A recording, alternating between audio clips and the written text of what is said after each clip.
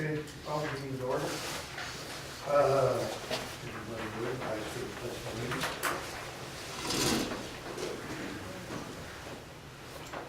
I pledge allegiance to the flag of the United States of America and to the republic for which it stands, one nation under God, indivisible, with liberty and justice for all.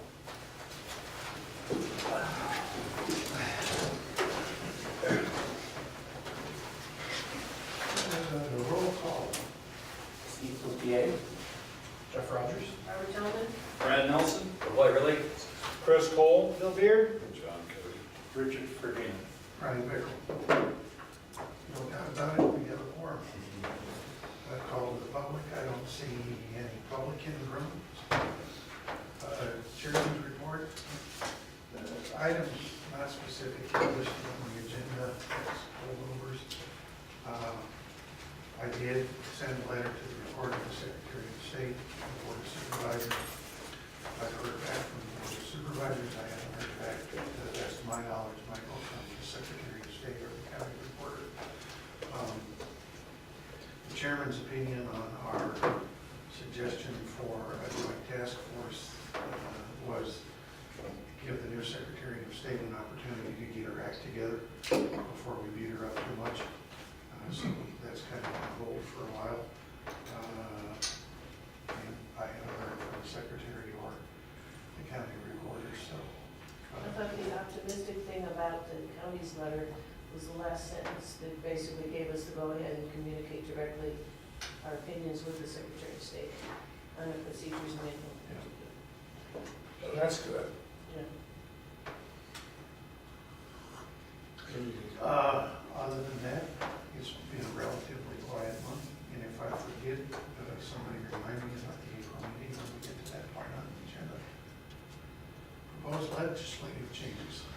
You've all seen the hot and ready changes. As a reminder, I have, from now moving forward, anything in bold is activity for that particular bill since our last meeting.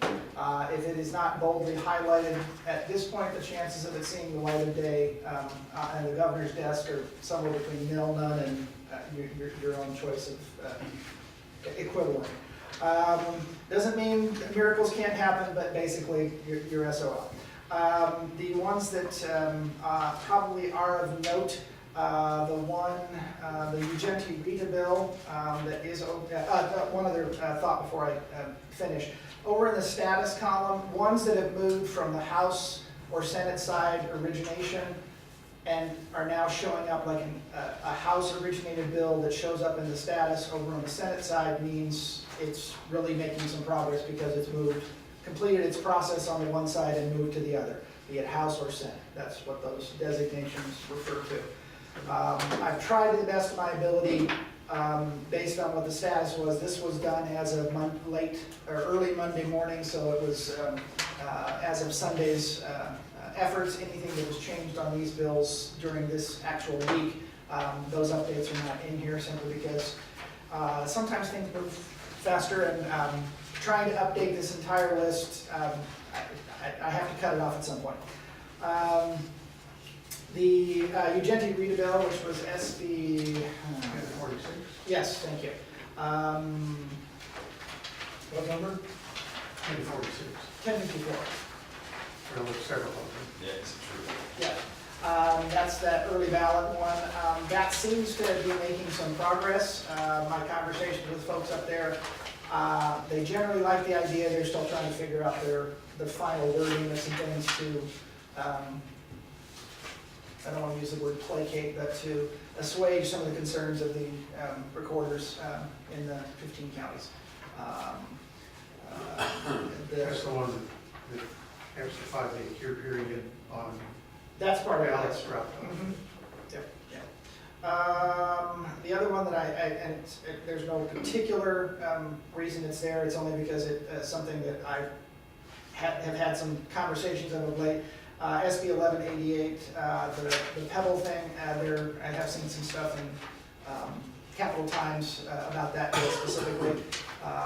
Some general grumbling about it, but it did make it out of the Senate and is over in the House now. There is a couple of other things you'll note. Because of the legislature's peculiarities, they sometimes use what's called a strike everything language. In other words, a bill that was originally designed to do X, they used this amendment, strike everything, basically got what was the original language and put something completely new in it. To designate those, I have used strike-through lettering and then written after that what the new essence of the bill is. So if you look at SB 1261 and SB 1289, basically it was originally about driver's license, voter registration records, and the second one was about candidate petitions, the filing period. Those have both been changed. In the case of 1261, since it basically went from anything having to do with elections over to lobbyist filings, I'm not going to really track that for our purposes moving forward because it doesn't have really a whole lot to do with election laws. So it'll drop off your list. It'll probably stay as it is, but it won't be in bold moving forward. It does happen occasionally. Historically, and correct me if I'm wrong, those of you that are familiar with it, they typically, when they do a strike everything, try and keep it as close to what the original, if it's an education bill, the strike everything is still about education, but it'll be a completely different part of education. That doesn't happen uniformly, but they try and do it that way just for their purposes. What's the significance of the change on 1289? I'm trying to, I've read so many, I'm trying to remember this one specifically. Candidate petitions filing period, It was- candidate petitions filing period for committee. There was some concerns about the candidates' petitions that, and this is the gist of what, having read the various iterations, there was some concerns about the stuff specifically to the candidate, and they broadened it to the committee. It was enough of a change that they kind of used the strike everything to that purpose, and it's still about your filing period. I think it went from 125 down to 105 or something like that. So the original intent was to enlarge the filing period, and they've shrunk it, not back to what it is currently, but closer to what it is currently, if I'm thinking correctly about that particular bill. So. Comment on the other two strikers, 2236 and 38. Oh, let's see. This 2236 is probably a perfect example of the strike everything. You'll notice that there's a lot of bills that show up that say technical corrections. Those are typically filed initially because a legislator knows they want to put something in a bill at some point. They just don't have the exact language at the time of the cutoff for filing your bills. So they'll put in a technical corrections, and when they get the language further into the session, they'll go in and strike the technical corrections and put something else in there. In this case, it's this one at 2236. I honestly don't remember the specifics on this one. I do apologize. How about 2238?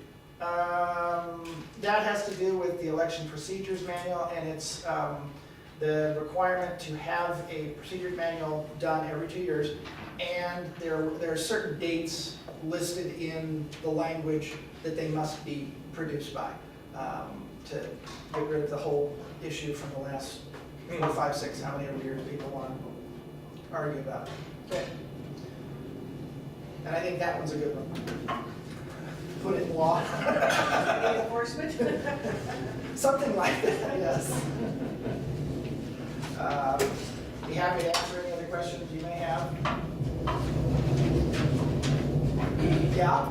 Commissioner, I'm curious, what does Cal retain mean again? That's committee of the whole house. If it's retained, that means for some reason someone has decided we're not going to let it proceed further, and they've retained it, and basically it's not completely dead, but it's mostly dead. To like use a Princess Bride analogy.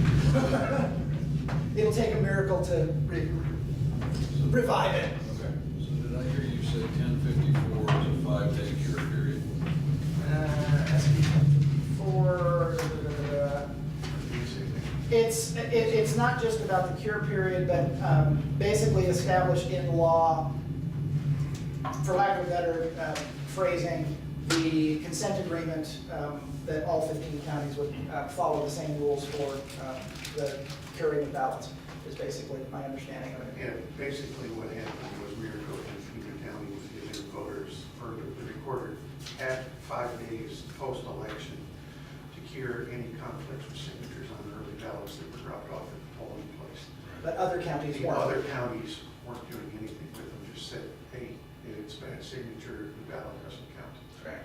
So And- this basically codifies it and says whether you want to do the work or not, you have to do the work. Right.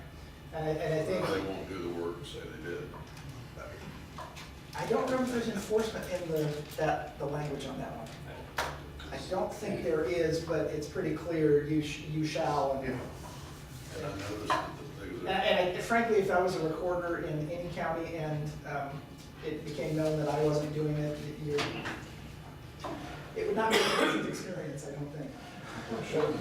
Yeah, I would imagine that if the recorders kept ducking this, the legislature would do something.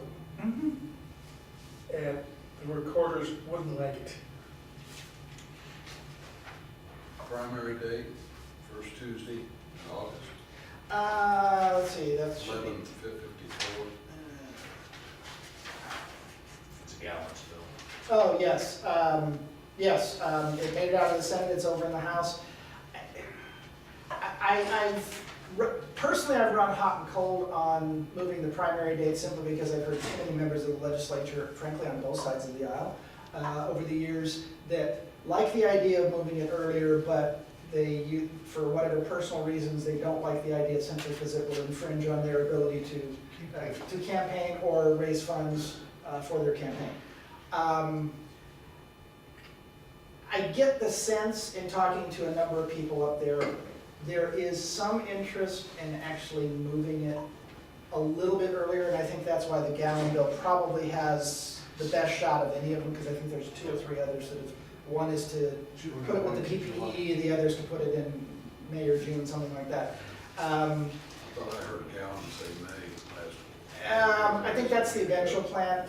My understanding, and correct me from others that may have more information on this one, the idea is, since in the past they've tried to move it to June, move it to May, whatever date, nobody likes that big a move in the primary or in the calendar per se.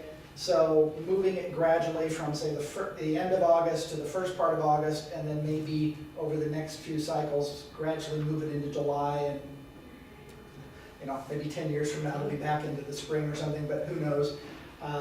This probably has the best chance I've seen in a number of years, but again, with the budget being the thing that shall not be named between the governor and the legislature, I don't know whether this will make it to his desk or not, given the end of session, which may last until June. It's a mixed bag.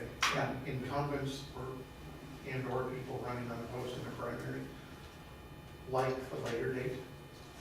Again, there's pluses and minuses. From a practical standpoint, having sat on this commission now for the number of years I have, from a practical matter, I do not see why you would want to argue keeping the primary where it is. 2 reasons. One, the amount of time is required for Pima and Maricopa especially, but even some of the smaller counties. You have so many different ballots you've got to deal with, and triple, quadruple, quintuple check to make sure that everything's correct in there for every single precinct and every other subsection of a precinct, depending upon jurisdictional lines. It's a pain in the ass just from that standpoint. And then if you're running for office or associated with any candidate, there is no time with early ballots in this state to essentially run a general election campaign. If you're trying to change your strategy September 15th, you're SOL. It is. So, we'll see. Does the bill move the other deadline, signature gathering, Yes, all that? everything moves. Yeah, basically, by moving that date, everything else gets shoved in the calendar, which, from an election department standpoint, probably is a good thing. Oh, yeah, we love this, we love this.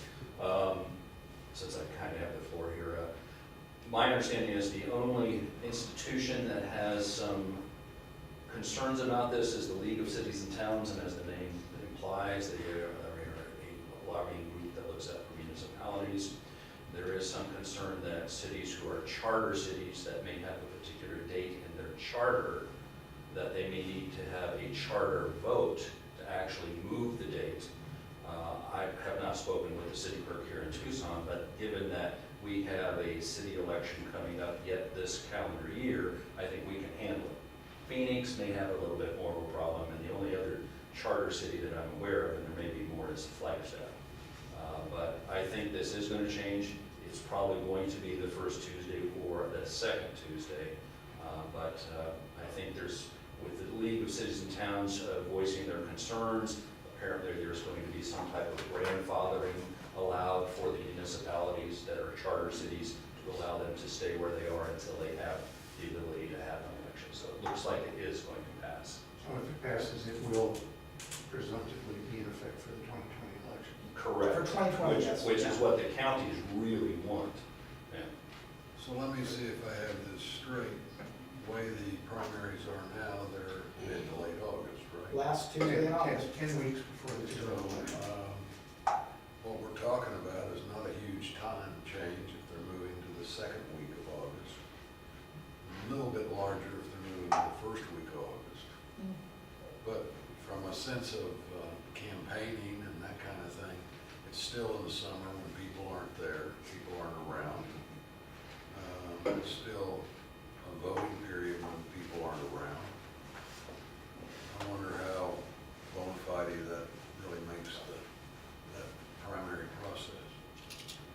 Doesn't matter.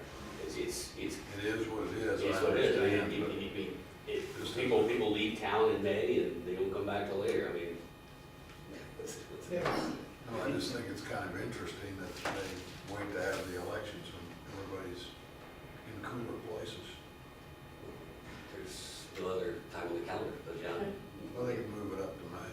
people are gone. Now, the legislature is likely still in session. Yeah. Yeah, there you go. And Yeah. the objection when it's in session is. They can't get out and campaign. That's right. I can't raise money. Can't do That's the case, Yeah. at least for traditional candidates. You know, Elections, it's not. there's another factor that If you could change that law. I know. I mean, in my opinion, and that's the.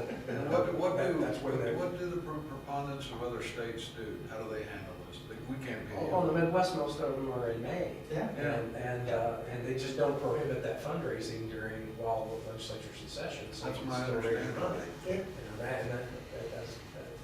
he I said mean, that's look at some of the really early states.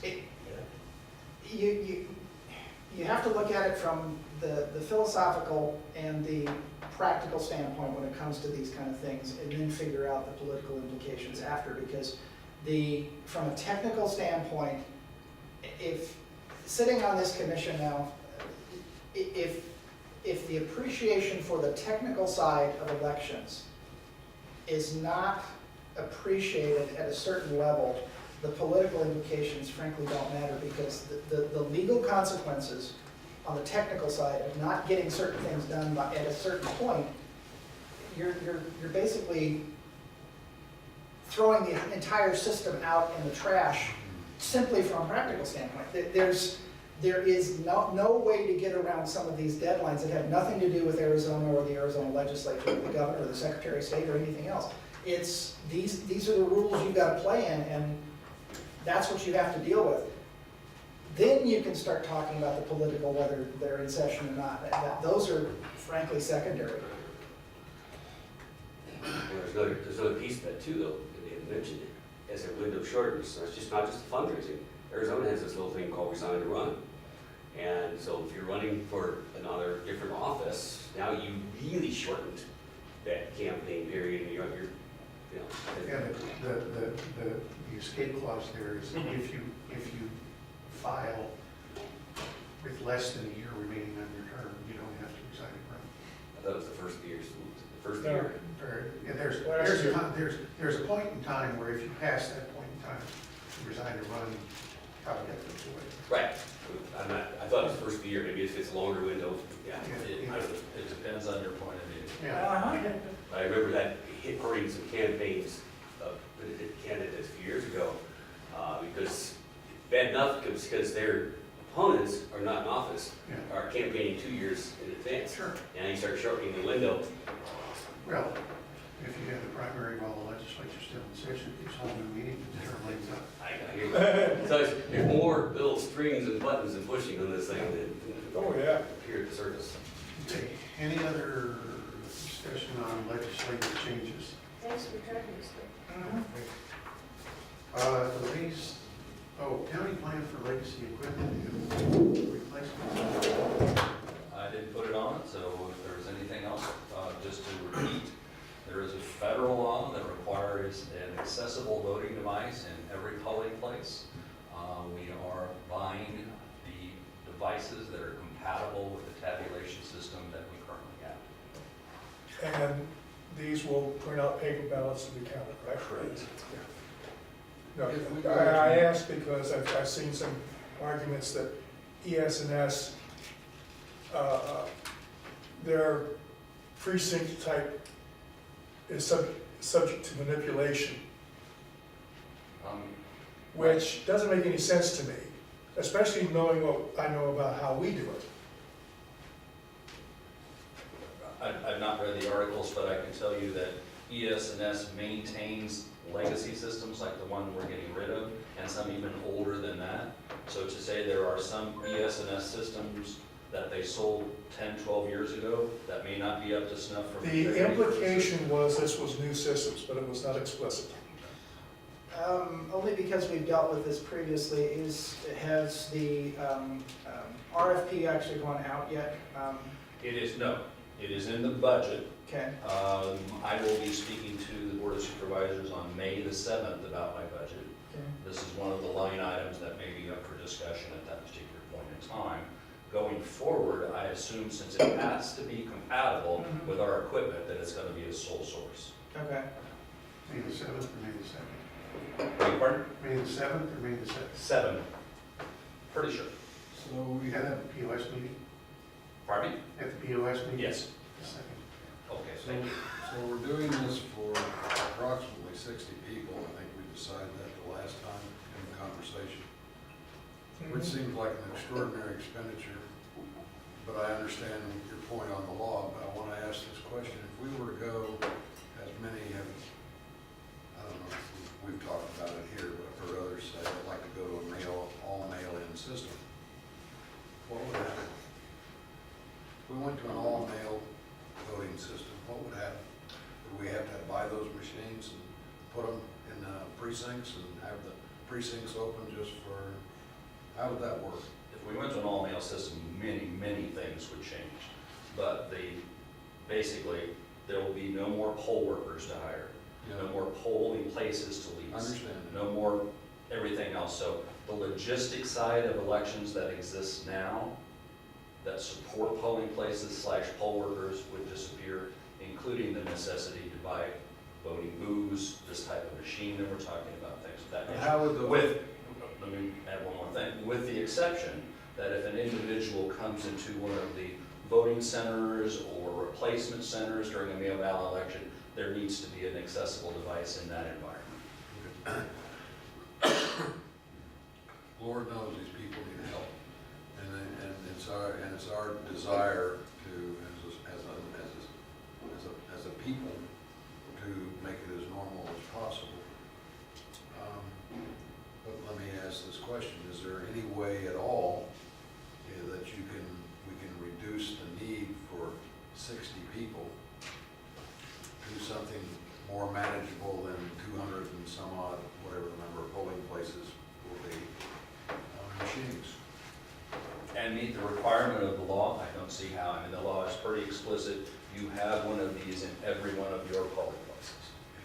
Is there, and I heard this everybody go poo the last time I said this, but I'm gonna raise it one more time.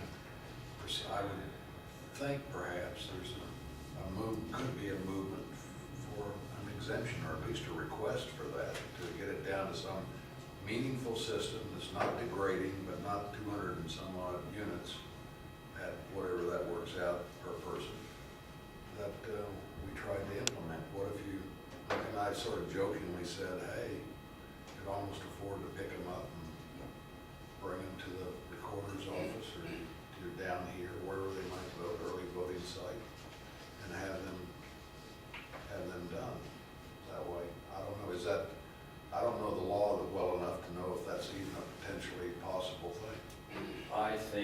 Department of Justice would give you a big no on that.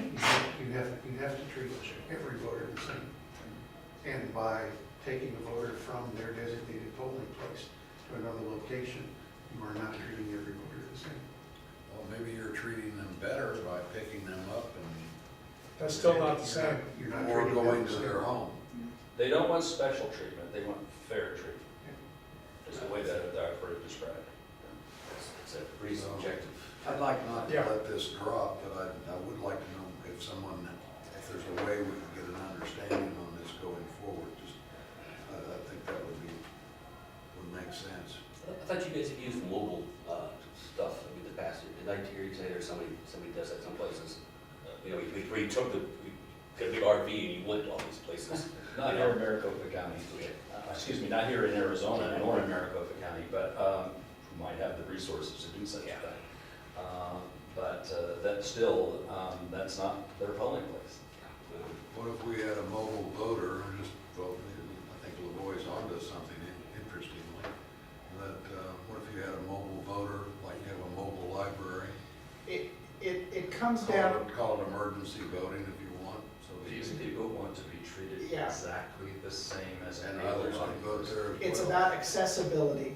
If your designation is X, you live in zone X, whatever the geographic dimensions of that are, if you are handicapped and otherwise need assistance, your ability to vote should be no more and no less than anyone else that lives in that same designation. It's about accessibility, and that's where all of this, The other part of the pertinent language in the federal law is with this accessible device, they are able to vote independently and privately, meaning the secrecy of their ballot is maintained, as you have I perhaps. witnessed that at the poll last, the lady who voted had, as it turned out, had to have some assistance from the poll workers and her father, who was brought her. But bottom line is, I've got to have a device in every polling place to adhere to federal law. And I think that's the key, is it's not state law, it's not county policy and procedure. No, it's federal. It's federal, and I don't believe it's election law, it's the Americans with Disabilities Act. Actually, it's Help America Vote Act. This is a good distinction perhaps.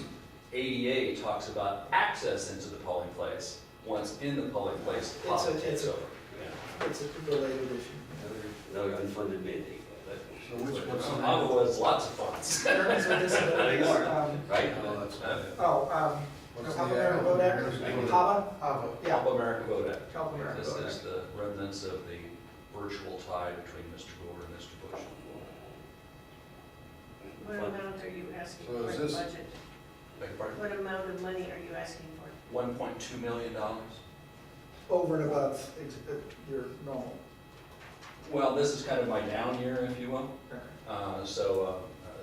This is not, I am, for the coming budget year, I am supporting the PPE for the, my budget is going down compared to a general election year, but it is. But next year is gonna be much higher. That is correct. Do we know for sure whether the city's going to do an election this fall? I've not heard any communication from them. My understanding is I have at least one school district that will be conducting an election at the same time the city will, if the city has a November election, which I presume that they will, and that's Sunnyside School District. And that'll be all mail? That is my understanding. Yeah. I've been getting stuff from the city clerk's office about candidates for the primary for the upcoming election, so. But to my knowledge, we are not engaged with the city for their August nor November election.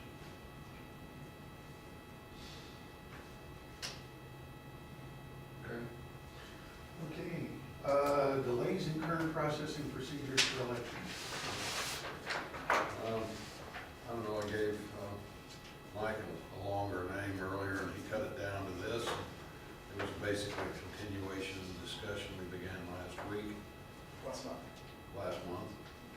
And that's, time flies so fast when you're having fun. But as you know,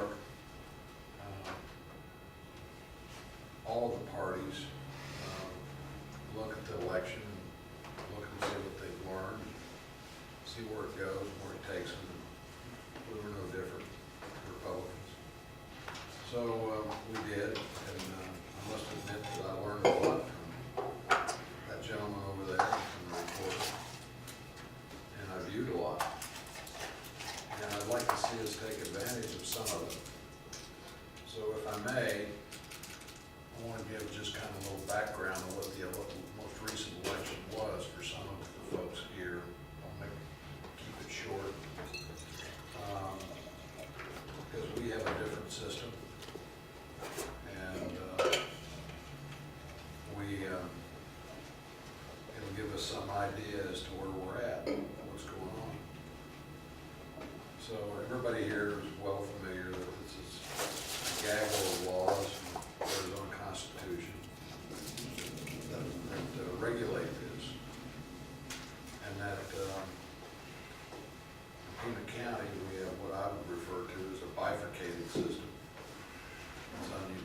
It's maybe close to the only one for a large county. It is the only one for a large county, I think, where Brad and his people handle the tabulation and the election machinery to actually record the votes.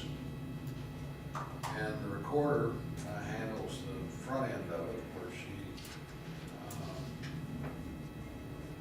gets the registrations, sends out the mail-in ballots, and processes any exceptions. To give us some idea of the magnitude of what's involved here, in the most recent election, and this is from Brad's numbers that he published, we had early mail-in voting of 312,400 ballots approximately, or 79%. We had poll voting of 64,700. It's not really very many. That's 16.5%. And we had provisional ballots of people who had moved or whatever of 16,221 votes, 4%. And this includes all the votes that were mailed in and received in the mail, and all the votes that were cast, and all the votes that were cast and accepted. I think there were actually 18,000 provisional ballots. Once that review process was through. We have a system where the way it works now, the recorder receives the mail-in ballots. She gets them in a double envelope, as I'm sure most of you are familiar. The inside envelope works as an affidavit, where the individual casting these votes swears that this is his vote. And she posts that, scans it, posts it to an online site that says, hey, I've got it or I don't have it, basically.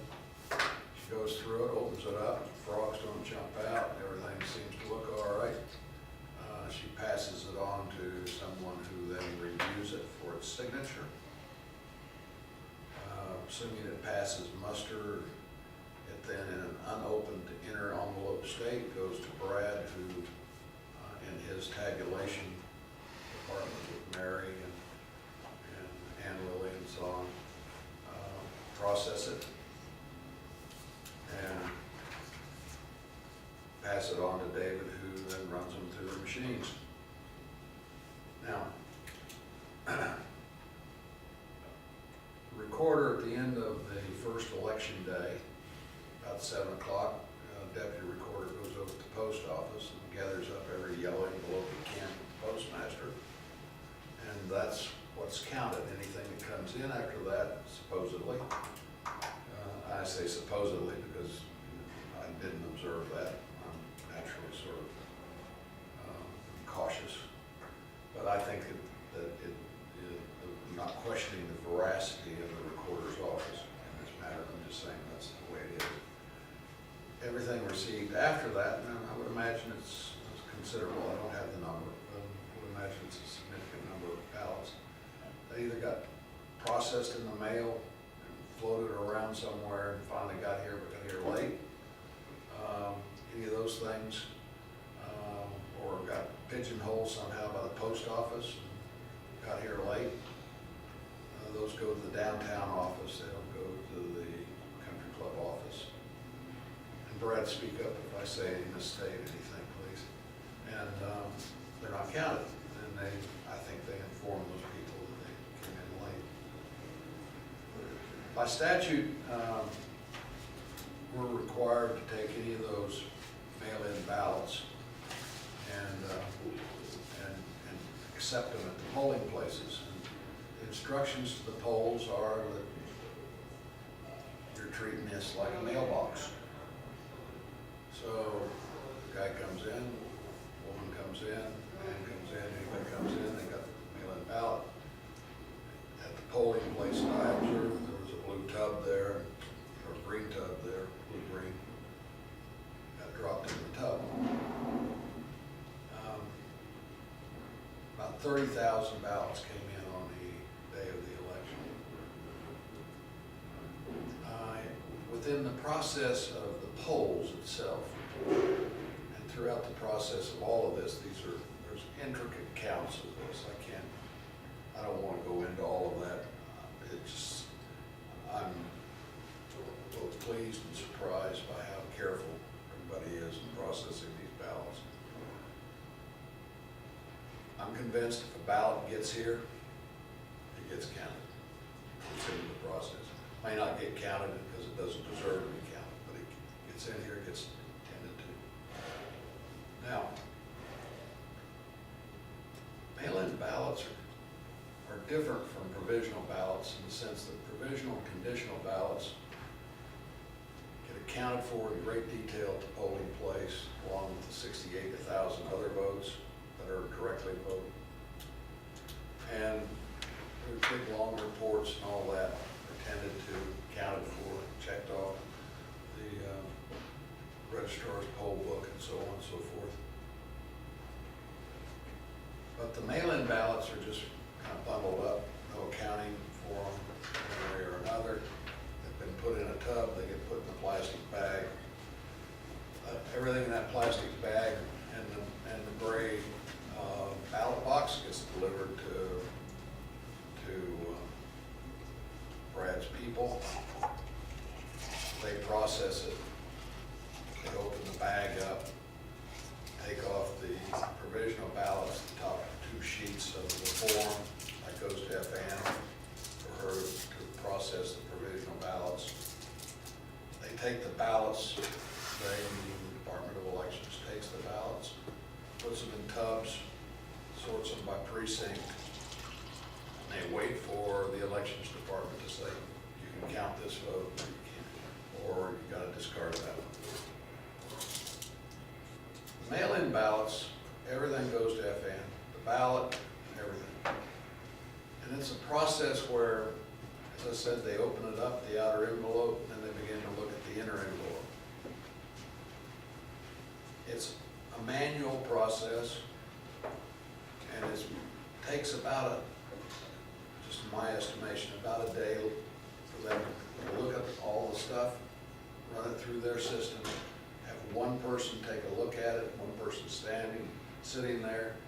Yes, they're trained forensically as to signatures and all of that. But I have to tell you, I had to sit there for 8 hours and look at these signatures going by and compare it to what I got from the DMV, which is likely is not something that was scribbled on a credit card like pad, or is 30 years beyond the signature date of the whatever they've got in the system, like mine might be. Remarkably, my signature is pretty much the same over the years, so I don't think there's a problem. But I would imagine there's a lot of people that have problems with that, but they process them, and their position is every vote should count, and I think that's basically correct. I'll take one exception and say every legal vote should count. And then it gets sent on through in batches, periodically during the day when they got the big day. David processes about 5,000 votes, thereabouts, at a time. Now, when he gets them, Ann Lily, not Ann Lily and Mary, they run them through an automatic opener machine. Sometimes they cut them, sometimes they don't. Remember, these ballots are a little different from the ballots that you cast at the polls because they're all folded up. So they gotta flatten them out. They got coffee stains, they got the morning's jam on them sometimes. They're spoiled in other ways. Sometimes they're the wrong ballot for the wrong election. Whatever you want to think might happen could happen. And they run those through, they fold them up, keep them like in the batches they've gotten them in, process them to David. David begins to run them through his tabulating machines. If they see that there's obvious errors with them, they will pull them out and begin to run a dupe check. But basically that ballot goes to the counting tabulation room. And the gals in there, you'll see them, for lack of better words, fooling around, making sure it's nice and flat, making sure it's all smooth, and they run it through that machine. And they got a tray 3 thing that kicks out undervotes, overvotes, and ballots that got problems. And those go back into the tabulation room, and they get those issues get resolved. Duplicating process is there. It's going to be there no matter what. And they get kicked out and back in. Now, so on election day, the recorder's office had received 87%, 87.7% of all early mail-in ballots. And by the end of election day, the election department had received and tabulated from the recorder 76% of the ballots. The difference being what's in the pipeline between the elections department and the recorder's department. My own observation is everybody's working like hell. I have no complaints. There's one lady in your department, Brad, I watched her counting this stuff up. She's an elderly lady. She was so good at this, it wasn't even funny. She was lickety-split. So, at the end of the election day, Brad's counted almost all of the ballots that were cast at the polls, except we had one precinct that, 300 votes or something. How many votes were in that I precinct? believe there may have been 2 precincts, but yes, they needed to further determination. Yeah, their paperwork didn't match up. So he counted all those, and he counted all of the ballots that he had gotten from the recorder. So 77% of the total ballots that were cast were counted. Now, given the system, not counting 22% of the ballots,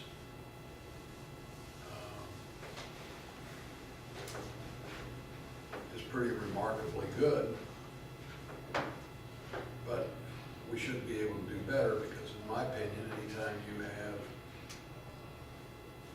electoral ballots, electronic and mail-in ballots being 80% of all uncounted ballots on election day, you got a process you got to look at and say, well, what can we do about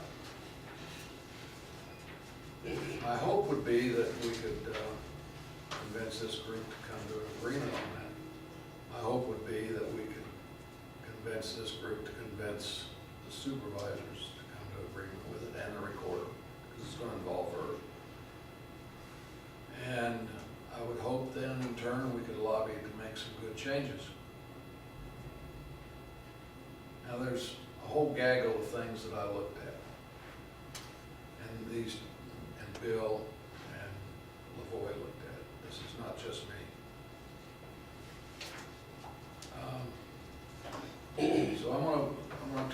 out some things that were somewhat worrisome. Just generally observations of things that just need to be thought about. We've got an election system that's patchwork quilt.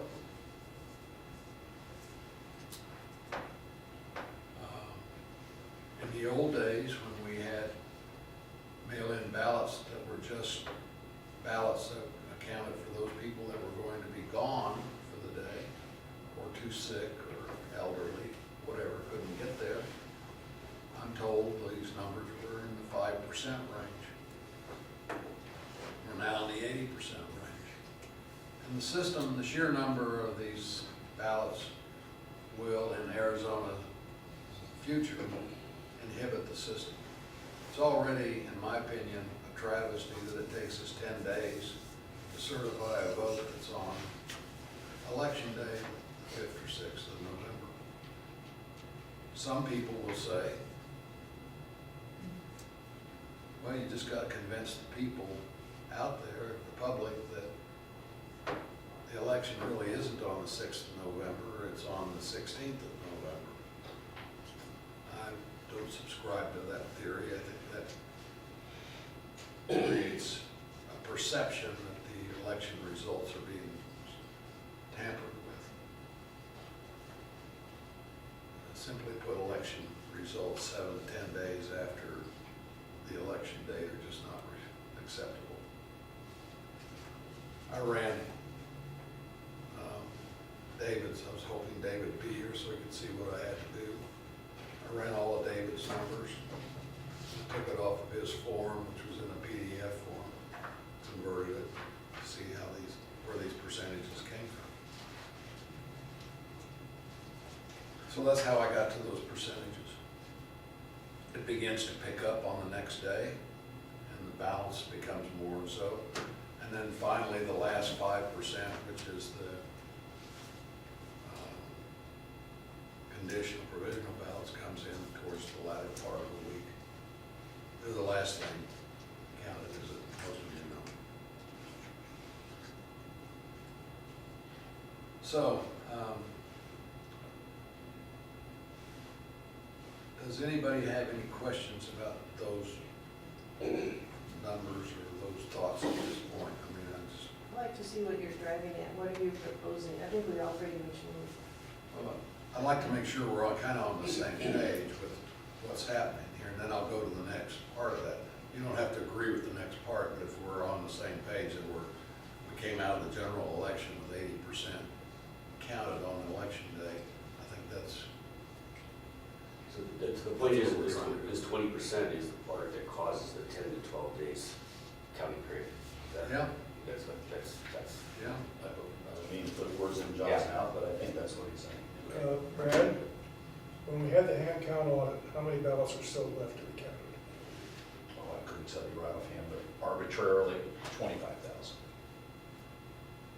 So in other words, about 7 or 8%, roughly. If my guess is correct, yes. So, that's the problem, is the ballots that come in late. That's correct. And it's the ballots that come in late, but it's the ballots that come in, Ann, when she looks at a ballot. Again, Barbara, please, you're the one that's been around here the most. No deference to any of the others. By design, she says, look, if you're questioning the signature, you're challenging the ballot. So they should have a period of being able to restore that ballot to an unchallenged basis, and we should have a period to be able to get in touch with them. She ascribes that to 5 days. And they make all kinds of efforts to get a hold of these folks. And they call them, they text them, and they email them, and to try and get it right. They don't get an answer, ballot's not cast. Now, within that review process, I have some concerns that I'll address later. Because as many of you know, if you get a call about your credit card, or you want to call in about your credit card, and after all, your vote is your most precious expenditure on behalf of this republic, if you get a call, you have to have some form of identification that's other than your address, your middle name, and whatever's on the registration form or with the DMV. So you're gonna hear me talk about something that's more like a classical credit card thing a little later. If I may, directly to Barb's point, I don't think it surprises anybody on this commission that from a process standpoint, the system as currently configured in the state of Arizona, with so many ballots going through the early ballot process, I'm setting aside the political argument for a moment, simply from a process standpoint, if your interest is promoting the integrity of the system, the integrity of the results, the integrity of the process, in the state of Arizona, there's a problem with the process as currently designed because you can't shove 80% of any volume of votes through a system that was originally designed to handle less than 5%. From a practical process standpoint, the recorder side, other than enlarging their staff, really has not been changed from 20, 30 years ago when it was designed to handle 5, maybe 10% of the vote. From a practical standpoint, that doesn't work. Again, I'm setting aside any political consideration. I'm just talking about volume flow. This commission is dedicated to preserving the integrity and the faith of the public in the process in Pima County. Whether we like it or not, what goes on the recorder side has a direct impact on that. And I don't know about you from other political parties, but the number of folks that I have talked to over the years in all political parties that have a general distrust of what goes on in elections in this country in general, and I'm not talking just about Pima County. You don't need to be a genius to do a quick Google search about election integrity and not come up with thousands of articles about questioning the process from some pretty reputable organizations, pretty reputable reporters. And these are unique, not duplicate articles. Exactly. You've heard me bloviate many times about a number of different issues, but this thing I think is the core of where, and I hope, I agree with John on the background, making sure that everybody's on the same page. From a process standpoint, we have a problem in this state. And part of our job, and part of what I see my job sitting on this commission, is to recommend to the Board of Supervisors, that's who we report to, there are problems in the system. Can they directly impact what goes on in the recorder? No, but they can influence the legislature on changing some of these things, and I hope that, it sounds like John's getting to that point here real quick. Some of this stuff is truly important, and if we continue to ignore what goes on over there as the election department, it's designed to be a patchwork in this state, admittedly. Checks and balances, separation of powers, etc. But there's a problem from an integrity standpoint, and I think that needs to be addressed. And this commission, uniquely in the state of Arizona, has an opportunity to address that. I completely and totally disagree. I don't see a problem, period. I mean, it's a little inconvenient that we don't have the results on election night. I don't see that's a problem. Let me ask a question for me. So I think we're talking about the 10 to 12 days it takes to get results. And I realize, of course, this only happens in close races, and usually we don't have that many close races. This last time was unique, in that we did have a lot of close races. But that's unusual for Arizona and for Pima County. Sometimes there may be 1 or 2 races that are affected by these long counts and delays in processing the mail-in ballots that are delivered on election days. But by and large, most elections are decided on election night, and we know the results. It's very rare that we have anything like happened in the last election cycle. I think we need to maybe look at that. I think that we've had a lot more close races the last few years. Well, it doesn't matter. There is no argument that there's an integrity issue with the counting of the ballots. You know, Can anybody here tell us that there's a problem in the way Brad processed these ballots? I can tell you, I haven't watched this for 20 years. No, everything went completely kosher. Everything was processed correctly. Did it take a little extra time to find out the results in some races? Yeah. So what? Well, I think there's more than so what there. I think if we're talking about this period here, the fundamental question comes down, this is from a public perception, all right? Is it okay to take almost 2 weeks to get the final results of an election? Is it okay from an integrity perception standpoint to do that? I say no, it's not. I would, since I control the floor and have the floor. You notice I didn't jump in. I would say, from an integrity perspective, I would rather take longer and be right than be wrong and get a result out there sooner, just so I could say, yeah, we got everything done quickly. I'm not comfortable with the results, but you got them in a hurry. And I would point to the state of North Carolina and their woes this past election. It took them 3 or 4 months to figure out whether they were going to certify an election before they decided no and had a new election. But I would think if I were a North Carolinian, maybe we'll get this one right rather than get it done. You know, from that perspective, I can defend the delays. Well, let me address No. something. Chris? Okay, what Bill had brought up, yes, the system is a patchwork. The system is, as you put it, checks and balances. And I like the idea that it's checks and balances to protect the system. Is it designed for an 80% turnout for mail-in ballots? No. Is it clunky because of that? Yes. I would rather it be clunky and accurate. Also, a lot of the delay that we're talking about is Arizona revised statutes. You know, we hold the election on Tuesday, we hold the hand count audit on Saturday. The board doesn't certify or canvass, I don't know why they call it that, but anyway, until their next meeting after that, which can be 2 weeks. Usually the first week of December. Yes, but still, it could end up being, you know, so, you know, there's delays built in. Do we want inaccurate numbers publicized election night? Hell no. I like the system as it is. I think it works. Can it be improved? Yes. How? I don't know. According to FAN, a presentation recently, all of the early ballots that come in late were processed within 3 days. It was the attempt to deal with the provisional ballots that took so long.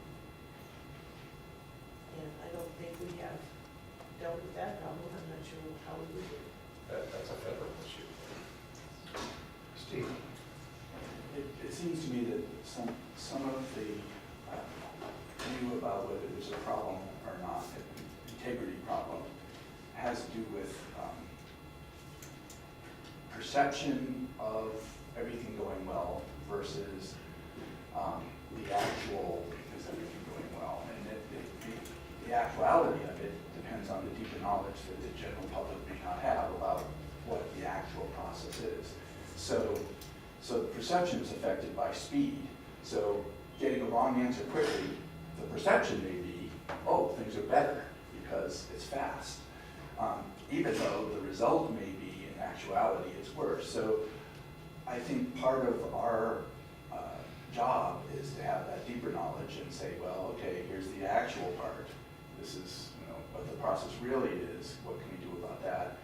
And the do it fast and have people perceive it to be better is important only in the sense, I mean, it's an important part of the equation maybe, but we can't lose sight of the fact that there's these two different ways of viewing integrity. John? Well, I think we should give this some time. this out. Can I You might- suggest that you, right, for the next agenda, that you give us a list of the changes that you are proposing, and that then we can discuss those things specifically?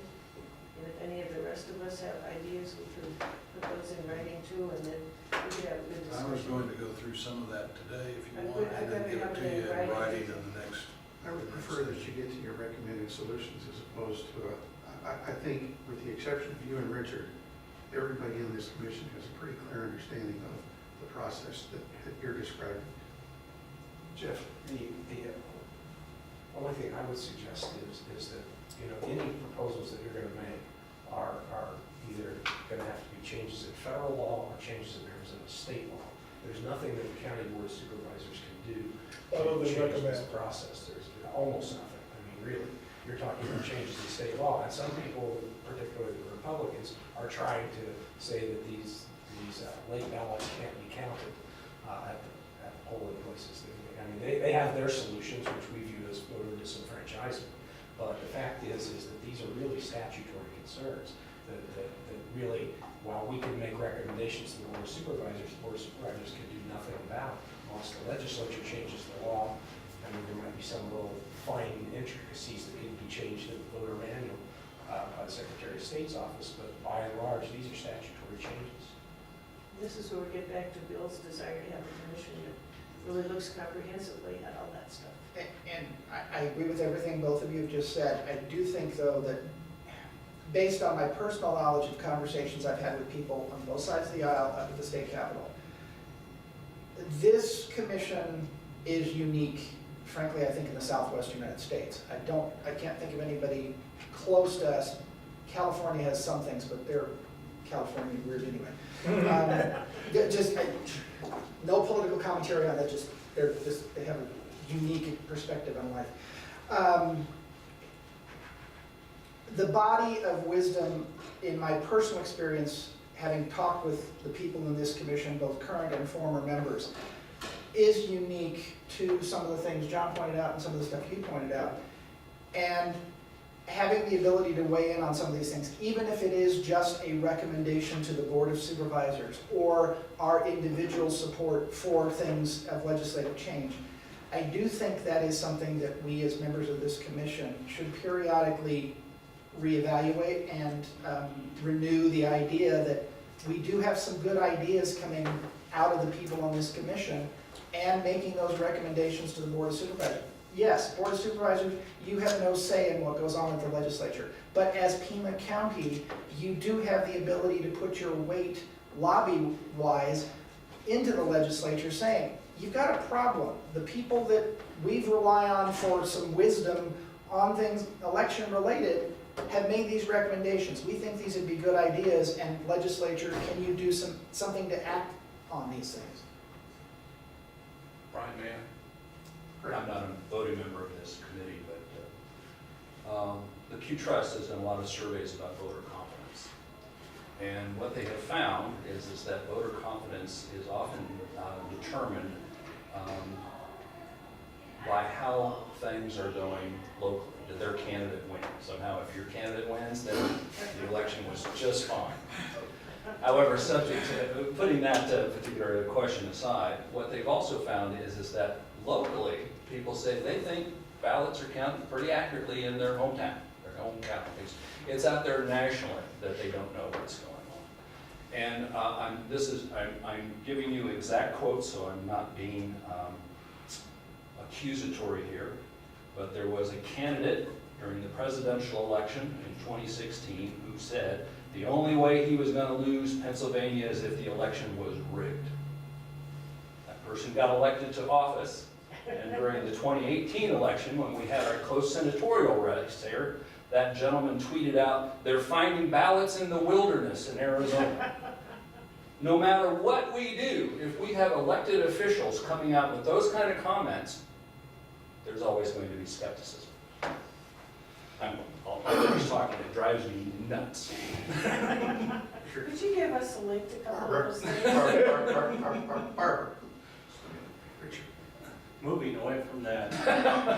Sorry, I'm over here just, gnashing my teeth and clenching my fists. What do you have to say?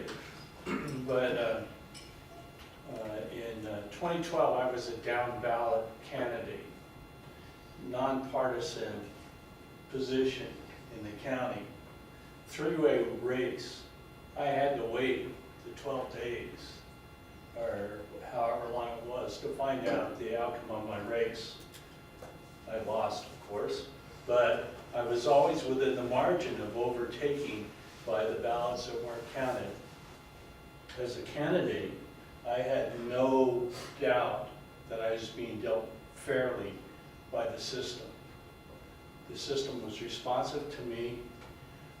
Would I have liked to know on election night? Absolutely. But I believe that when the vote is certified, that's when the election is over, as a citizen and as a candidate. As a poll worker, watching these, what you see as unaccounted for ballots come in, it's pretty well accounted for. When a person walks in, what's your name? Oh, you have a vote-in ballot. You need to go over there. I work at special elections desk, which controls the blue box that people put in. They come up, they want to give me their vote. My response is, did you sign your affidavit? And then it goes in the box. Those ballots are counted that night, so they're accounted for. They're not. They were Well, not. from a poll worker's point of view, we have to count how many there are and put it in the sealed envelope as we do with the other ballots. And so everything balances out. And that's true with the conditional and the provisional. Let me interrupt you for just a minute. Sure, that's all I had to say. The ballots that are cast at the polling place are counted that night. That's correct. You're talking about two different, you're talking about the mail-in ballots that are dropped off at the polling place. Right. They are not counted They that are night, not counted. just so we That's all I'm understand. talking about. Okay. That are not counted for. Thank you. They're accounted for. They're accounted for, they're not counted. They're not even accounted for. They're Well, just, well, they're put in a box. They're put in a box that's sealed. Look, it's, I'm going to correct you there. They are accounted for. They absolutely are. and At the end of the day, they open up that blue tub and count how many envelopes they have, and that's did written not out. in 238 and 218.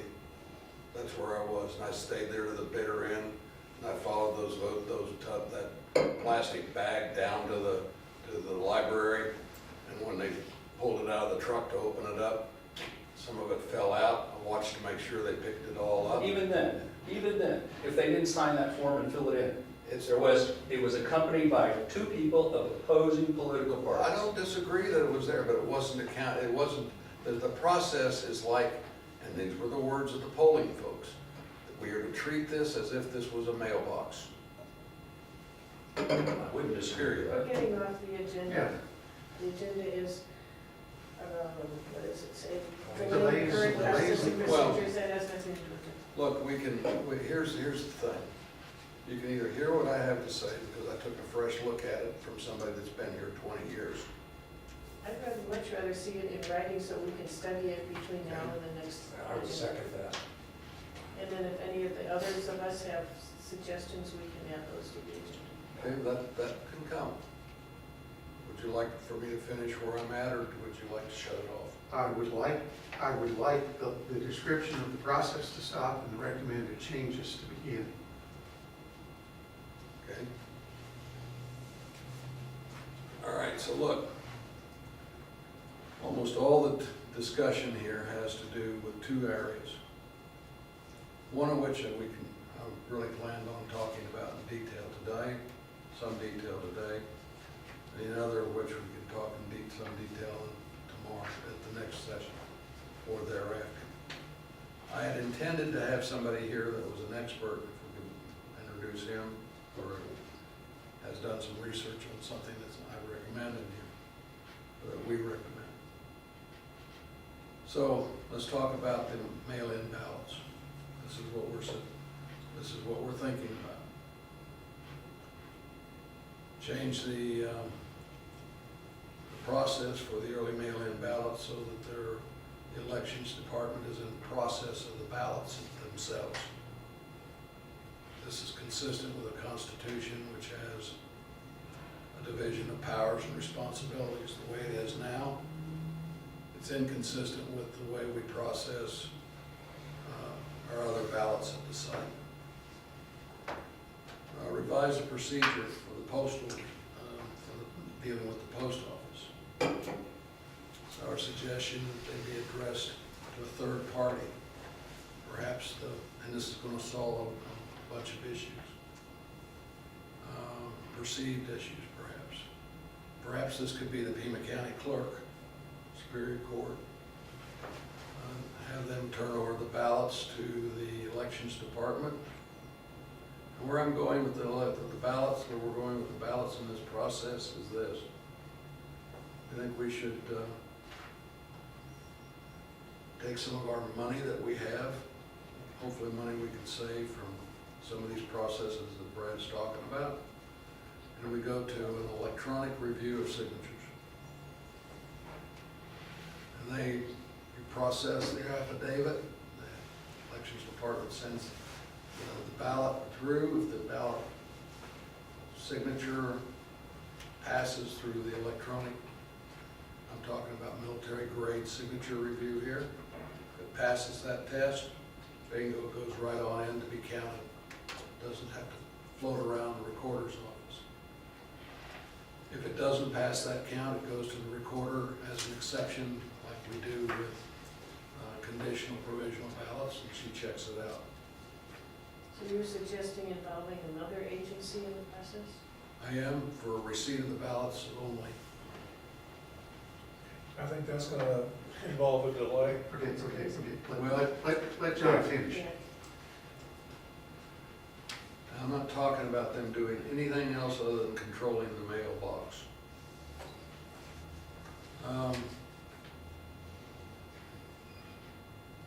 This will allow the Elections Department and the Recorder's Office basically to process these mail-in ballots concurrently.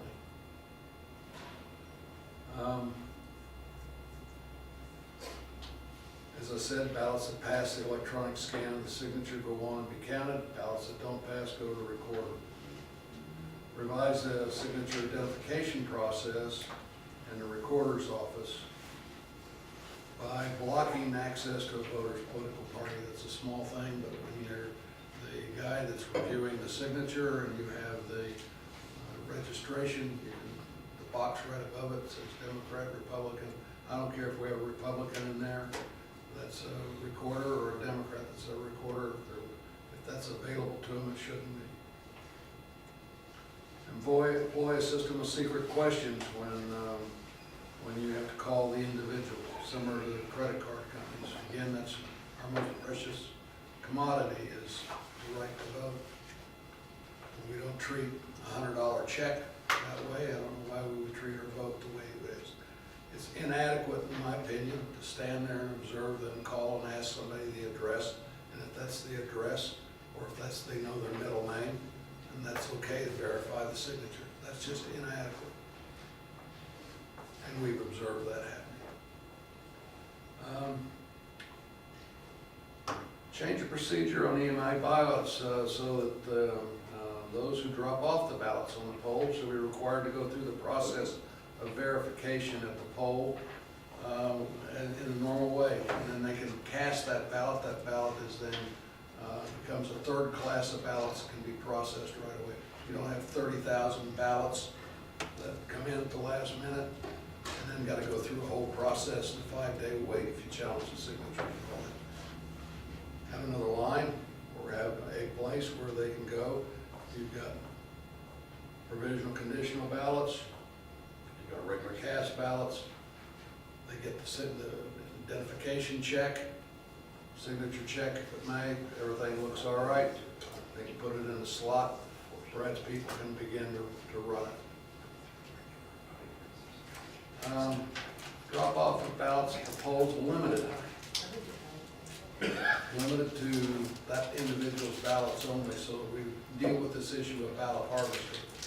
The problem in North Carolina was ballot harvesting. That's already in statute.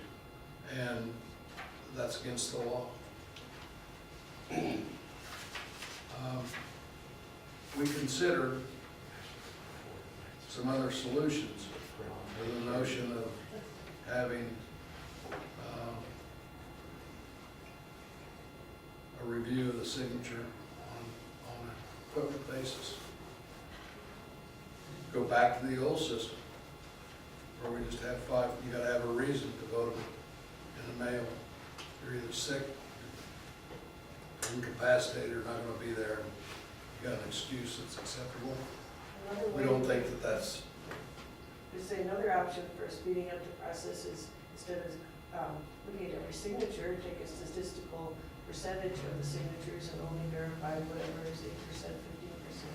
if you find that acceptable, and, you know, I don't, but if you wanna do that, that's Just say fine. that's another way to go. Allow the person that's mailing in ballots, require them to have the ballots in, say, 4 or 5 days prior to the election date. If it's gonna be a mail-in ballot that doesn't come in by that date, they have to go vote, they have to take their ballot into the polls and vote at the poll. Again, we think that's inferior to what we suggested. Consider a verification process. Have an independent third party verify the signature. Whether that be a bank notary or a regular notary or whatever. Again, we looked at those 3 or 4 ideas there and said no, like the other idea.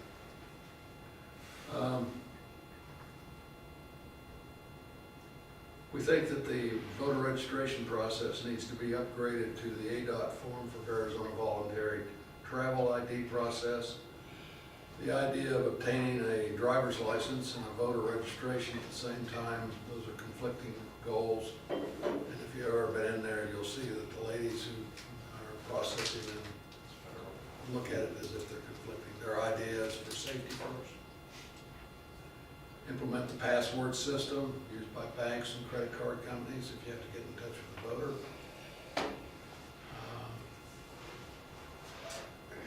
Political bias control,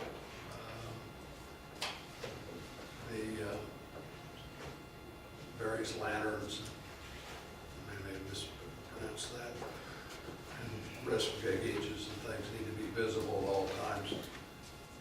I didn't make a mess of it, any questions of it, but when I looked at, observed what was going on in the counting room, I could see that some of the ladies wore clothes, you couldn't tell whether they were black or red, or wristbands, or blue, or whatever. And going beyond that, you don't know whether that's actually what they are. You have to rely on Brad to do that, and we're saying, hey, once you've named those people, get both political parties to agree to it. Set an election date for the finality that's closer to the election. To wrap this up, instead of it being 10 to 14 days, make it much closer. Now, revise the statement on the manual. Include these and approve the elections manual. Lobby for changes where needed. And finally, if we're just going to be Pima County advisory and not an elections integrity thing, we need to change the name. I don't think there's anything in there that's unacceptable, but that's why we have salt and pepper at the table. Some of you might like salt, and I like pepper. Some of you may just want to object to it on its face because it's a change. But it needs to be done, we need to try and talk about this. And in my opinion, it needs to be addressed probably statewide. Because Maricopa County has the same problems we do on a bigger basis. And then their own politics. I'd like to again request that you put this in writing. I propose this and then indicate whether it would require a state law change or a federal law change in order to do it. So we have something really to go on instead of our memories of what you said. I would have brought copies of all this today, but I didn't think I could distribute them and be within compliance or whatever. You don't have any problem Notification with the compliance. What I would ask is if you have this magnitude of information, in the future, provide it to Michael so he can distribute it to the commissioners, so we have time to look at it before the meeting. Yeah, I really have a problem sitting here discussing what appears to be 15 or 20 pages worth of information that I haven't seen before. And in the case of, in the interest of brevity, I would rather not have this kind of information dispensed on the day of the meeting and expect to have an intelligent discussion about it. The one thing I would disagree with you on is that we're the ones with the bifurcated system.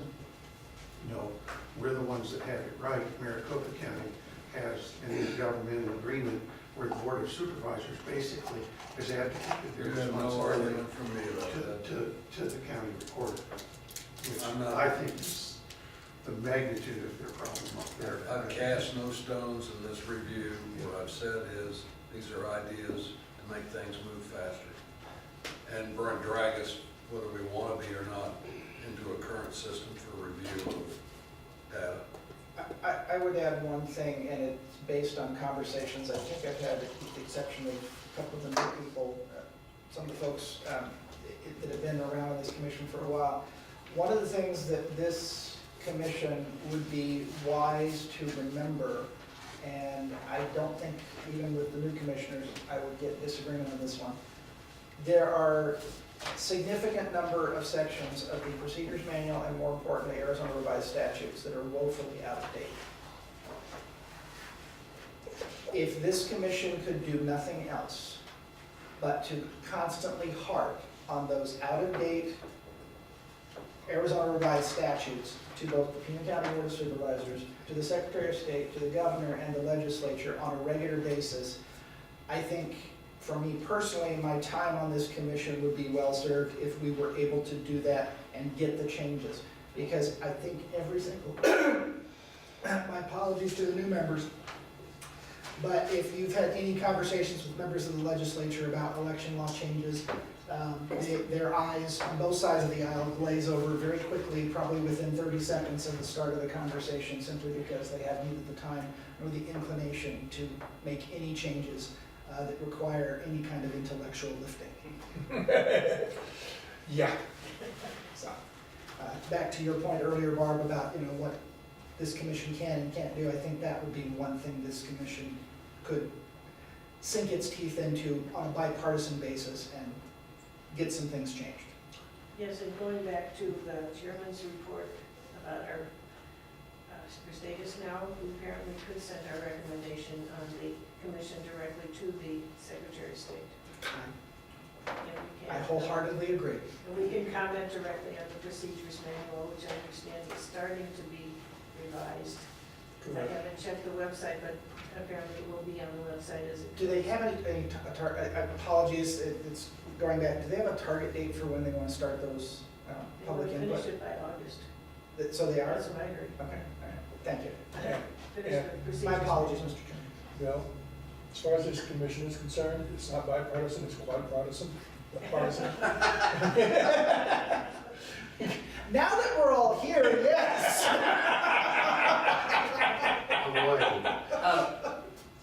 This issue, that drop-off period, we're talking about there's legislation in place to kind of do some of that. But you mentioned ballot harvesting is illegal, I hear you, I know it is. But a question comes up, and maybe Brad can answer this, what's the enforcement mechanism? And Brad's answer to that question in the past has been, and I think everybody agrees with me, yes, it's illegal, but it's unenforceable. Yeah. Because I could take and harvest 100 ballots and drop them off at the polling place and into the box, and The closest, I'm sorry. I mean, who's going to notice? And who's going to do anything about it? The closest you can get to that is if you know, I shouldn't say no, if you suspect that a early ballot that has been cast is questionable, you can challenge each individual early ballot. The guy walks in with 10 ballots and drops them off. But I would, do you have the authority, let me phrase it as a statement rather than a question. You don't have the authority to force them to open the envelope, so you have no way of knowing whether the ballot inside that envelope is theirs or someone else's. Correct. If I may, though, there have been some programs run. My understanding from, this is the process that's going on in Maricopa County, where the recorder up there is being challenged, where they've discovered that, or uncovered, or found, whatever the word might properly be, that there are a lot of people that voted, absentee voted ballots that hadn't voted in years and years and years. And so there's perhaps a verification question there, who knows? I would suspect we could have some of that here, but who knows? You're right, once it's in the mail, who knows? But there is a way you could look and see if the historical voting record, based upon mail-in ballots, since we're getting to 80% of the votes cast can be identified as having cast a vote. There is a way we can see who's been voting and who's not been voting historically. So If maybe they we haven't should voted, think. they can't vote again. Pardon? If they haven't been voting, you're not gonna let them vote again. No, I'm just saying, if we're truly interested in the notion. It's a crime to harvest ballots, a crime. Right. That's enough of a deterrent that it's not gonna For happen, most people. except on very rare occasions. I would think And it's a most crime. people, just making it a crime is plenty deterrent for most people. Okay, time out. We are going over the same stuff again and again and again. I would ask of you, John, to take the information that you have, provide it to Michael so he can distribute it to the rest of the commissioners, and we can continue this discussion next month. Jeff? And I would also ask that if you're gonna make proposals that we need to vote on, that those be in writing ahead of time. They will. So that we know what we're voting on. If I may respond, I don't have a problem with that being to the commission. I felt, given the magnitude of what we're talking about, it would be useful for us to go over this verbally. And then I will bring the written documents at the next session. And if you can provide information about whether the county can do this, whether it's a state law change that's needed, whether it's federal law, I think would be very helpful. If I have a lawyer that can help me with all that, I will certainly. Can we return to the chairman's report and talk about reacting to their letter to us? Their lack of letters, both of those things? Okay. I would like to resubmit the letter to the Secretary of State. She was very busy at the beginning. She told me personally that she would be very happy to come down here and meet with us. And so I'd like to do that again directly to her. But our initial request is probably buried under a stack of other things to do. Exactly. Yeah, she said she was quite willing, that they were planning a tour of the state going to every county. Right. And I don't, as far as I know, that hasn't happened yet. I would just, Basically a follow-up with Yes West. I would just reiterate that it's also the elections director. Yes, Yeah. which I did specifically address in the letter that we sent to the Secretary of State. Yeah, and We know who her elections director is. I've been told, Yes. but It's a lady by the name of Bo Dull, D-U-L. She apparently worked on some of the recent cases at the federal level, the LULAC and things of that nature, is my She understanding. came from Perkins County. And I also would like to suggest that we submit to her Bill's recommendations for a commission. We submit that directly to her. Maybe 2 separate letters. Or at least mention in the letter that we have this proposal that we will be reading up. I would recommend 2 separate letters that probably go to 2 different file folders. That way they can ignore them easier, right? You want to send it on perforated letterhead so it can be. And I'm going to ask, in the case of correspondence for this commission to other entities, having seen correspondence from other commissions or boards or committees that are the purview of the county board of supervisors, it typically goes out on letterhead from a governmental entity. We tend not to do that anymore. What I've seen tends not to be that way. Do we have a letter? Not that I'm aware Let's make them. You guys submitted design It's and your vote on it all. design. I'm not gonna put something together. Well, something going to a governmental entity tends to get lost less often if it comes from another governmental entity. It sounds like we either need to, does the elections department have a letterhead, or is This it does. either it goes out on that letterhead with the caveat that it have Pima County Election Integrity Commission, or Board of Supervisors, or the representatives of the Pima County Board of Supervisors, one of the two? And I'll visit that issue with the chairman of the board to find out what his preference or lack thereof is.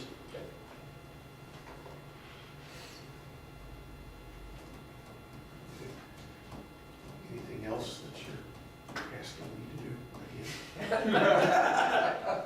I wondered if we had any response, FN's, No, we've had no response from the Secretary of State or FN. The only person I've received any response from is the Board of Supervisors. And the opinion of the chairman was to let the Secretary of State work through it, but if we also did get their blessing to correspond directly with the Secretary of State's office, which I certainly don't have any problem doing.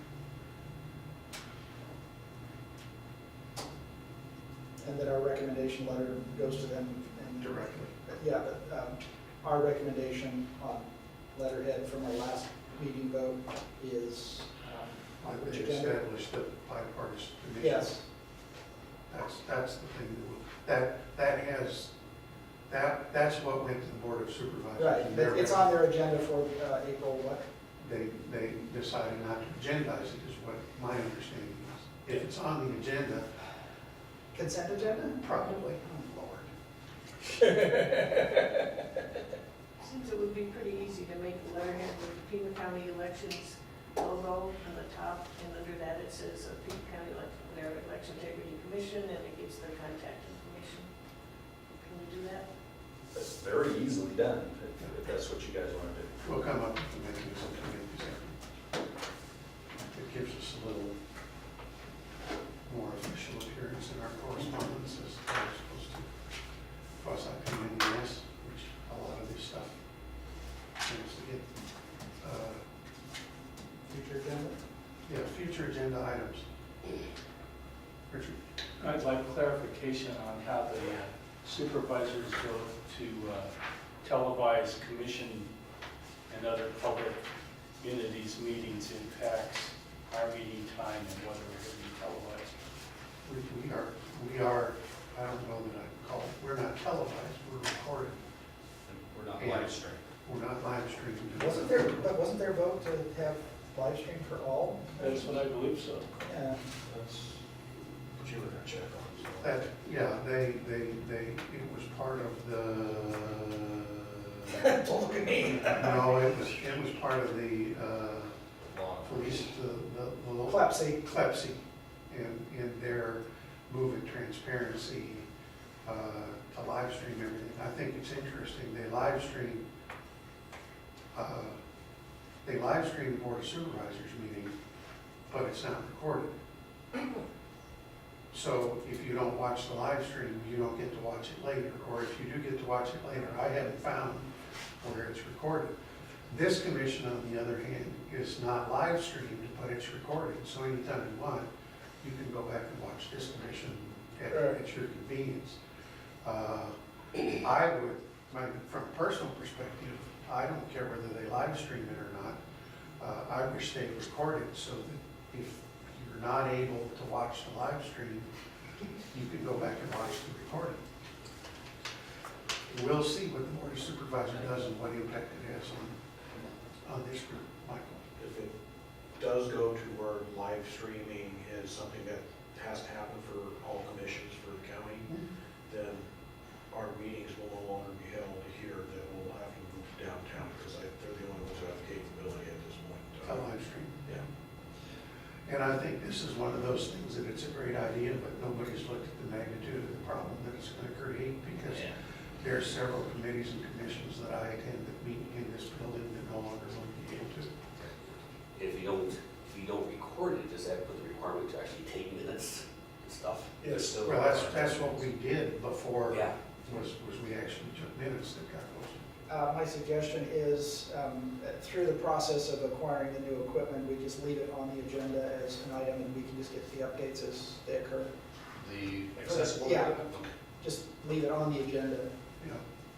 until, And I would until put on, it's I would, purchased. I would put on the agenda as well, Richard's concern about what impact the potential live streaming and recording of all commissions, committees, and boards from the county board of supervisors has on. Okay, so And update on live streaming? Yes. I'd like to start putting monthly, the procedures manual, discussion of whatever drafts are coming out. Hopefully, when they start doing the procedures manual, and I try and read it, I don't immediately fall asleep. And then I think in whatever format we put it on there, and you can get the verbiage from John, but further discussion of the material that he had with him today. Okay. Propose solutions to processing delay motions. Agenda items. Someone posed this as a question, and if you want to put it on there, maybe not, I think it's worth discussing. It goes back a little bit to my discussion last week or last month. Some of you weren't here, but in my view as a systems engineer, I like to look at things from a very high level, top level. We spend a lot of time here and here I've been here talking about things and stuff like delays and machines and this kind of stuff. We're responsible for looking at questions of integrity, right? Simple question. What does elections integrity look like? What is the answer? How do we know when we get to there? That's a what question, that's not a how question. Because we do, like I said, go back to my background as an engineer, we first design, we're doing a missile, we decide what it's going to do, then we go to the how. But what does election integrity look like? You guys ever answered that question? Please provide us with some written guidance on that.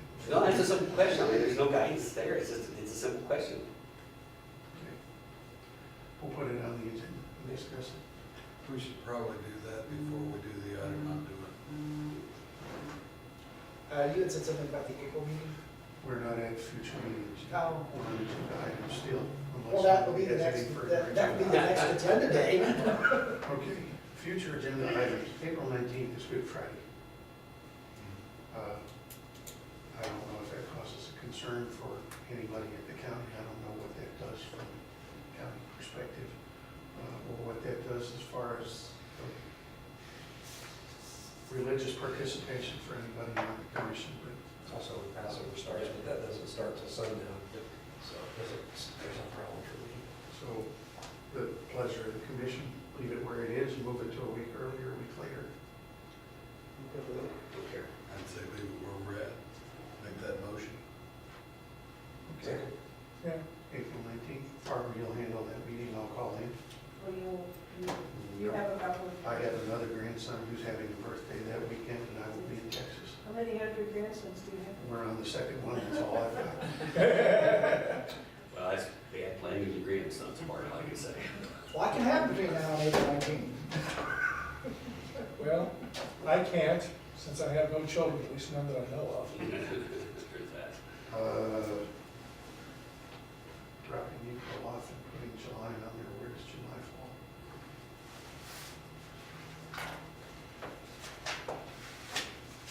That's 4 months from now. July is the 19th. 17, Yeah. June, So just add July 19th and drop April off. July. Next agenda. Automatically, I keep 3 months listed on here, so it'll come on next time. So you know that I will be calling you On July, on April 19th. oh, you're calling it. Yeah. So Barbara, you get to chair that meeting. Will we What adjourn? would be your preference, or would you rather have it at a different earlier date so you Doesn't can make, chair it? doesn't make me any difference at all. Me chairing does nothing but maintain order when we get rowdy. Has nothing to do with the content of the meeting, and that's something that I've argued with people that think the chair has some kind of unique authority. That's a figment of their imagination. I'm just a referee. Any other business to come before this body? Hearing none, we stand, oh, Michael. I have something I would like to state. Email communications for this meeting was horrible. Maybe in the future, try to get responses back from people when I put in there, please let me know if you're gonna be here. I ended up having to make phone calls to find out if people were here. I think that's going way too far on my part. I've got other things to do than call meeting commission members. So my recommendation would be, when I send out the final agenda for the month, which is always gonna be on the Friday or Monday before the meeting, just automatically send me back a response saying if you're gonna be at the meeting or not, so that way I can determine a quorum without having to send out multiple emails and having to make phone calls to track people down. I believe we have everybody on the commission here. Yes. Is there anybody other than myself that at this time knows they won't be here next month? That can change, but And I realize it can change, and then I would say then the default position should be, no, I take it back, we do not have everybody here. Arnie's not here. okay. And Arnie is going to be problematic for the foreseeable future. Health problems? Huh? Health problems? Yeah, he's had Back surgery. I think significant back surgery, and that can be problematic. I would say if you can't make it next month, let Michael know, and if that's not the case, we'll presume that everybody's going to be here, other than me, and I've already let you know that already. And you're gonna be here with telephone. And I will be here So telephonically. you're here. And I think the problem we had before was when we had a very small commission with a bunch of vacancies. Now that we have a full commission, then it's going to be a problem. Because you need what, You 5? say that now. We need 6. 6, well, And a response, You've jinxed it. a response that we're gonna be here to your first agenda out is okay as opposed to the final. I'm good. Let me know if you're gonna be here or not. We're adjourned. You're adjourned.